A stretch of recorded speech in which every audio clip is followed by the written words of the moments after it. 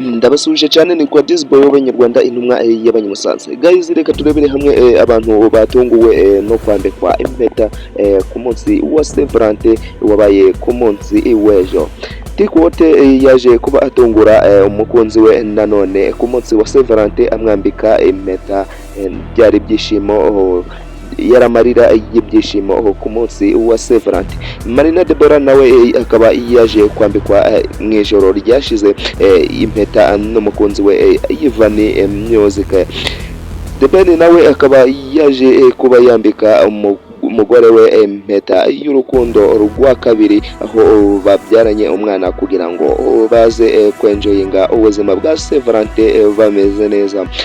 Sarupongo mwamenye cyane wakiniye ikipe ya Rayon Sport nawe akaba yatunguye umugore we akaza kumwambika impeta ku munsi wa Saint Valentin. Marina Deborah rero aho bwakeye hari mu gitaramo niwe wabanje warimburiye abandi kwambikwa impeta y'urudaca cyangwa se y'urukundo ya Saint Valentin n'umukunzi we Yvani Music.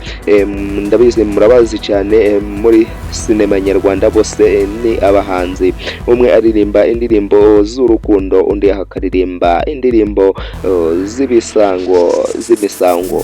Guys, rero ndagira ngo duce impaka, ese wowe nabahe bantu wumva twaba dusize? Ariko ndagira ngo mbabwire ko na Aisha Magweja yaje kuba asaba Chita Magic kuba yamubera umukunzi. Ese n'intambara y'urudaca yaje kuba ikomeza gucicikanya hano ku mbuga nkoranyambaga, aho Aisha yaje kwisabira Chita Magic impeta y'urukundo cyangwa se urukundo muri rusange. Nitwa Disboy w'Abanyarwanda intumwa y'Abanyamusanze. Ndabakunda cyane, kanda subscribe, kanda like, share, comment. Ni ibintu byiza cyane hano kuri muri TV 250 utundi ndaza ntubazanira bigiye bitandukanye. Gusa ndakwibutsa ko kuba warakoze subscribe, kuyikanda, ukanda like, ugasharinga ni ibintu byiza cyane bidufasha. Ese wowe muri izi ntambara z'urukundo urimo kubona bimeze bite? Ese wowe hari umuntu waba warahaye impeta y'urukundo ya Saint Valentin ku munsi w'ejo?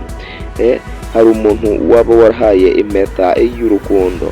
Ndabakunda cyane, mukomeze mudushigikire, mutwifurize ibyiza, natwe turimo kubategurira ibyiza, kubazanira utuntu dusha n'utundi. Bruce Melody yageze mu gihugu cya Uganda, aho nawe yaje agiye gukoreramo ibitaramo. Ndaje mbabwire inkuru yose irambuye ku by'urugendo rwa Debeni n'umugore we mu gihugu cya Uganda. Ndaje mbabwire rero na Bruce Melody ko yageze mu gihugu cya Uganda. Ndabakunda cyane.